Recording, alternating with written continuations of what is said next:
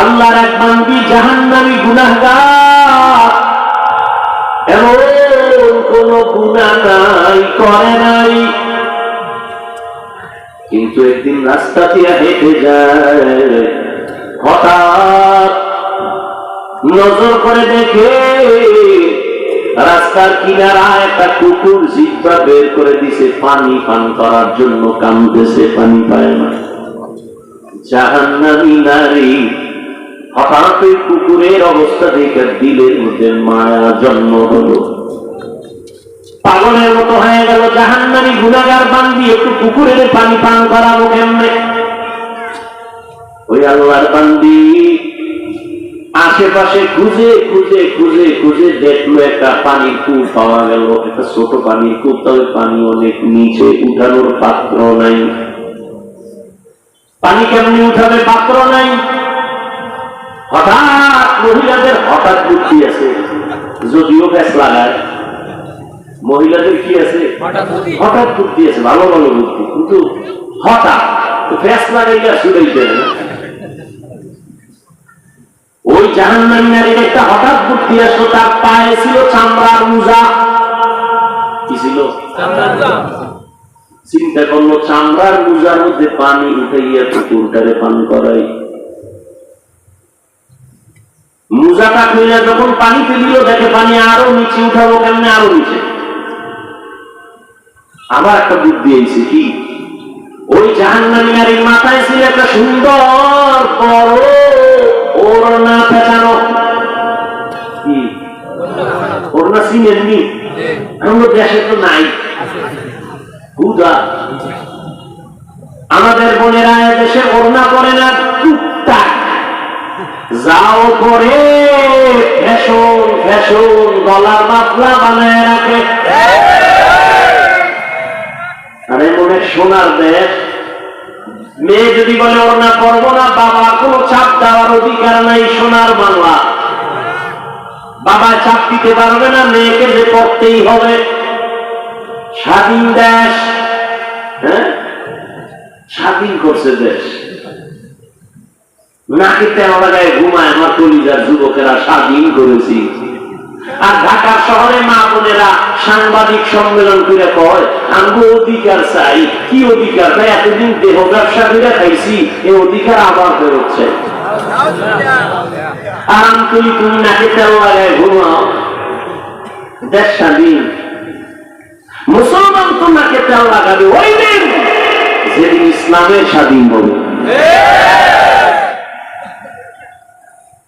মুসলমান তো জীবন একবার দিবে না, বারবার ইসলামের জন্য, দ্বীনের জন্য, কোরআনের জন্য জীবন দিবে। কোন দলের ক্ষমতায় উঠাবার জন্য মুমিন ঈমান দিবে না, দলকে নামানোর জন্য ঈমান মুমিন জীবন দিবে না।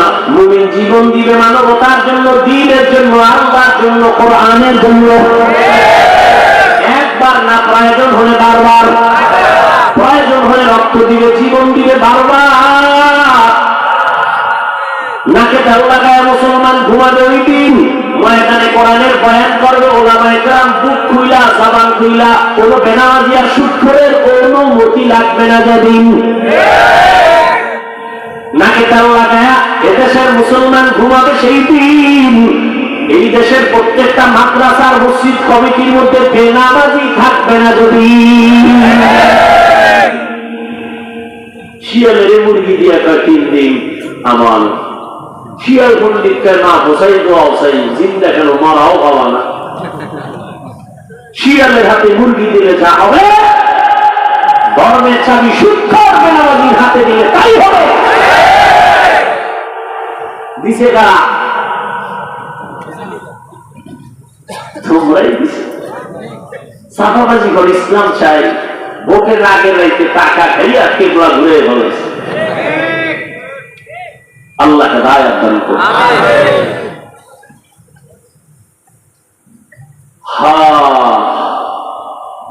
আল্লাহর বান্দা এবার ওড়না কি অনেক বড়, অনেক বড় ওড়না। হাদিসের ঘটনা শুনে কি জীবন হইয়া সাফাবাজি হইল না, শুনো। বিশাল ওড়না, তার একটা মাথা ওই জাহান্নামী মেয়েটা ধুইলা মুজার সাথে বাঁধলো। এবার জুলাইয়া মুজাটা পানির মধ্যে দিয়া পানি উঠাইল, পানি উঠাইয়া ও পর্দার আড়ালের মা বোনেরা, ওই জাহান্নামী গুনাহগার বান্দি বড় ওড়না মাথায় পেঁচায় চলে, তুমি মুসলমান, তোমার মাথায় কেন ওড়না নাই, কাপড় নাই? এরে আম্মা জান, আপনাদের এত সম্মান আল্লাহ দান করেছেন, কিয়ামত পর্যন্ত এমন কোন জায়গা নাই যেখানে আলাদাভাবে কেউ সম্মান বাড়াবে, আল্লাহ আগেই বাড়ায় দিয়েছেন। ওদের দুনিয়ার কোন ধান্দাবাজ যদি বলে আমরা নারীদের অধিকার আর সম্মান আলাদা বাড়াতে চাই, ওদের এই বাটপাড়িয়া ধোঁকাবাজির দ্বারা নারীর সম্মান বাড়বে না, বরং নারী হবে আরো অপমান। আল্লাহ সম্মান সব লাইনে বাড়াইছে, তুমি আর কি বাড়াবা? তুমি বাড়াইতে গেলে অপমান হবে। এরে আম্মা জান, আপনাদের এত সম্মান, আপনারা নবীদের মা, সাহাবায়ে কেরামের মা, আউলিয়ায়ে কেরামের মা, হাফেজে কোরআনের মায়ের মতো মা। আপনারা তো খাদিজা রাদিয়াল্লাহু তাআলা আনহার মতো নারী, ফাতেমা রাদিয়াল্লাহু আনহার মতো নারী, আয়েশা রাদিয়াল্লাহু আনহার মতো নারী, ইসমাঈল নবীর মা হাজরা আলাইহা সালামের মতো নারী। আপনারা তো ঈসা নবীর মা মারিয়াম আলাইহা সালামের মতো নারী। আপনারা তো বেঈমান ফেরাউনের ঘরে তার স্ত্রীর নাম কি? বেঈমান ফেরাউন আল্লাহ কত বড় দুশমন, নিজের খোদা দাবি করল, আর তার ঘরে তার আপন স্ত্রী আসিয়া আল্লাহ পেয়ারা বান্দি হয়ে গেল। নবীজি বলেন কিয়ামতের দিন জান্নাতের মধ্যে আসিয়ার সাথে আমার বিয়া হয়ে যাবে। ও আম্মা জানেরা, আপনার স্বামী তো ফেরাউনের মতো খারাপ না। আপনি তো পারতেন ৫ ওয়াক্ত নামাজ পড়িয়া স্বামীর জন্য দোয়া করতেন, আল্লাহ আমার স্বামীকে হেদায়েত দাও। আপনি যদি স্বামীটারে হাসি মুখে মাঝে মাঝে বুঝাইতেন, স্বামী মা বাবার আদর চাই না, তোমার ঘরে চলে আসি, খাইয়া থাকলেও আসি, না খাইয়া থাকলেও আসি, তবে তোমার কাছে আমার জীবনের দাবি, কোনদিন হারাম অবৈধ কামাই আমার ঘরের মধ্যে আনবা না, হারাম টাকা ঘরে আই না, ওই টাকা দিয়ে আমার সন্তানের রক্ত নাপাক যেন না হয়, আমার রক্ত নাপাক করবো না, না খাইয়ে কষ্ট করবো, হারাম খাবো না। আরে আম্মা জান, আপনার স্বামীটাকে যদি এভাবে বুঝাইতে, ইনশাআল্লাহ সব স্বামীরা হালাল ভাবে উপায় অর্জন করত, হারাম থেকে নিজেকে পবিত্র বানাইতে পারত।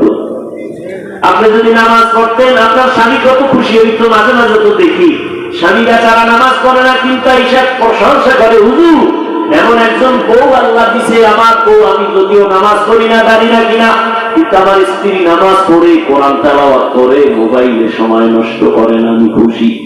আরে আম্মা জান, আপনি যদি ভালো হইতেন আপনার সন্তান ভালো হতো।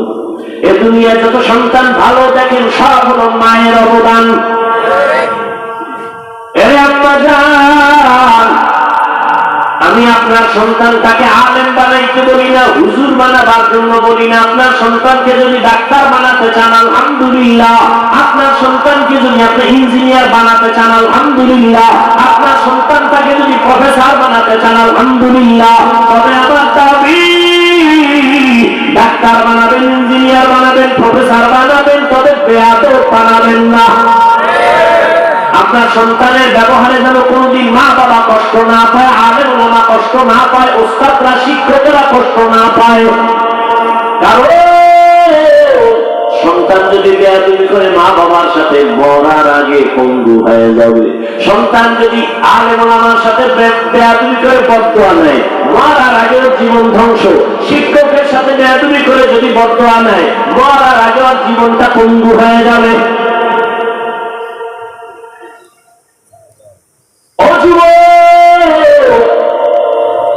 আমি তোমাকে বলি না স্কুল ছেড়ে দাও, কলেজ ছেড়ে দাও, মাদ্রাসায় যাও, টুপি লাগাও, তসবি লাগাও, বলি নেই, বলবো না। বরং আমি বলবো স্কুলে পড়ো, কলেজে পড়ো, চাকরি করো, ব্যবসা করো, ডাক্তার হও, ইঞ্জিনিয়ার হও, কিন্তু খবরদার বেয়াদব হইও না। মা বাবার দোয়া নিয়ে জীবনে যদি সফল ডাক্তার হতে চাও, ওই ডাক্তার হইস না যে ডাক্তার কিন্তু জুতার বাড়ি খালি তাসলিমা নাসরিনের মতো, এমন ডাক্তাররাই লাভ নাই। এমন প্রফেসর হইল না যে আহমদ শরীফের মতো কবর তোর কপালে হবে না। ঢাকা কলেজের প্রফেসর আহমদ শরীফ, ওর কপালে তো খারাপ। কলেজে ঢুইকা ছেলে মেয়েদেরকে কয়ে, শুনছনি আমি তোদের প্রফেসর আহমদ শরীফ জাননিকা জানি, তো শোন, এতদিন শুনছো কোরআন শরীফ, জি স্যার। হাদিস শরীফ, জি স্যার। মক্কা শরীফ শুনছো, শুনছি। মদিনা শরীফ শুনছো, শুনছি। আজকে থেকে শোন, মক্কা শরীফ লাগবে না, মদিনা শরীফ লাগবে না, কোরআন শরীফ লাগবে না, হাদিস শরীফ লাগবে না। আজকে থেকে তোদের জন্য আমি আহমদ শরীফ যথেষ্ট। এই জন্য বারবার বলে, চালাক, কত চালাক ল্যাংড়া রাস্তায় পাগল হয়ে ঘুরে, একেবারে বাতাসে কাঁথা উড়ায় নিস না, পাগল হইস না। মা বাবার বদদোয়া দিবি তো মরবি না, এত তাড়াতাড়ি মরণ না, মরার আগে মরে যাবে। দেহ থাকবে, রুহু থাকবে, দেহ থাকবে না। কান্দি, চোখের পানি মুছার কাউকে পাবি না। তোর জীবনের সফলতার জন্য আল্লাহর কসম, মা বাবার দোয়া এক নাম্বার পুঁজি। তোমার জীবনের সফলতার জন্য রবের কসম। দ্বিতীয় পুঁজি শিক্ষকদের দোয়া। তৃতীয় পুঁজি উলামায়ে কেরামের দোয়া, মুরব্বীদের দোয়া। তাদের দোয়া যেমন তোমার সফলতার পুঁজি, ঠিক তাদের বদদোয়া তোমার জীবনের জন্য একটা মারাত্মক আগুন। মা বাবার বদদোয়া আগুন, শিক্ষকের বদদোয়া ছাত্রের জন্য আগুন, উলামায়ে কেরামের বদদোয়া তোমাদের জন্য আগুন। এই যে দেশের মধ্যে যত ঝামেলা দেখো, সব হলো আলেমদের সাথে বেয়াদবির ফলাফল। বেয়াদবি করো না। যুবক বাবা, পাও দুইটা ধরে বলছি, যদি বলো নিচে নাইমা ধরবা, বলো আমি নিচে নাইমা আসি। তোমার কাছে আমার পরিচয়ের একটা দাবি, জীবনে আমল করো না করো জানি না, বলে গেছি, তবে এই দাবিটা রাখো, মা বাবার দোয়া নিও। যদি নিতে নাও পারো, পায়ে হাত বদদোয়া নিও না। জীবনে পারলে ওস্তাদের দোয়া নিয়ে চলিও, যদি নাও পারো আমার পায়ে হাত রেখে অনুরোধ করি, কোনদিন শিক্ষকের বদদোয়াটা নিও না। পারলে উলামায়ে কেরামের দোয়া নিয়ে চলিও বাবা, কিন্তু দাবি হলো আমার, কোনদিন আলেমের বদদোয়া নিও না। দোয়া যদি নিতে নাও পারো, অনুরোধ, ওয়াদা কর, অঙ্গীকার কর, শপথ কর, মা বাবার দোয়া নিতে না পারলেও শপথ, বদদোয়া নিব না। ওয়াদা কর, শপথ কর, ও যুবক, অঙ্গীকার করো যে জীবনে পারলে মা বাবার দোয়া নিব, ওয়াদা, বদদোয়া নিব না। পারলে শিক্ষকের দোয়া নিব, অঙ্গীকার, বদদোয়া নিব না। পারলে আনন্দের দোয়া নিব, অঙ্গীকার করলাম জীবনে বেয়াদবি করে বদদোয়া নিব না। তোমার জীবন ডাক্তার হলে সফল, ইঞ্জিনিয়ার হলেও সফল, প্রফেসর হলেও সফল, বদদোয়া নিও না। আমার জীবনের শ্রেষ্ঠ তোমার জন্য আমার দাবি। দোয়া নাও, মা বাবা, শিক্ষকের, আলেমের, না পারলে অনুরোধ, বদদোয়াটা নিও না। মরে যাবে, চাকার তলে মাথা ঢুকে যাবে, টের হয়ে না, কখন পা ভেঙে যাবে বুঝতে পারবে না। তুমি মরবা না, বন্ধু হয়ে কাঁদতে থাকবা বিছানায় পড়ে। অনুরোধ করে বলছি, فمن كان يرجو لقاء ربه فليعمل عملا صالحا ولا يشرك بعبادة ربه أحدا। ও যুবক, মা বাবার দোয়া নিও। ওই জাহান্নামী নারী মনে আছে না, মুজার সাথে ওড়নাটা চাইয়া, মুজার মধ্যে পানি উঠাইয়া, ওই আল্লাহর বান্দি গুনাহগার জাহান্নামী নারী দৌড়াইয়া কুকুরের মুজার থেকে পানি পান করায় দিল। কুকুর পানি পান করিয়া পিপাসা নিবারণ হয়ে গেল, ঠান্ডা মাথায় কুকুর শুয়ে পড়ে ঘুমায় গেল। রহমতের নবী সাহাবায়ে কিরামদেরকে ঘটনা শুনাইয়া কয়, ও সাহাবা, ওই মহিলাটা কুকুরকে পানি পান করানো মাত্র হঠাৎ একটা গাইবি আওয়াজ, কে জানো গাইবি আওয়াজ দিয়ে বাইরে জাহান্নামী নারী, তোমার জীবনে যত খারাপ আমল করেছো, কুকুরটাকে তুমি কলিজা দিয়া পানি পান করাইছো একমাত্র নিরেট ভাবে কাউকে দেখানোর জন্য না। তোমার এই কুকুরকে পানি পান করানোর বরকতে তোমার জীবনের সব গুনাহ আল্লাহ মাফ করেছে।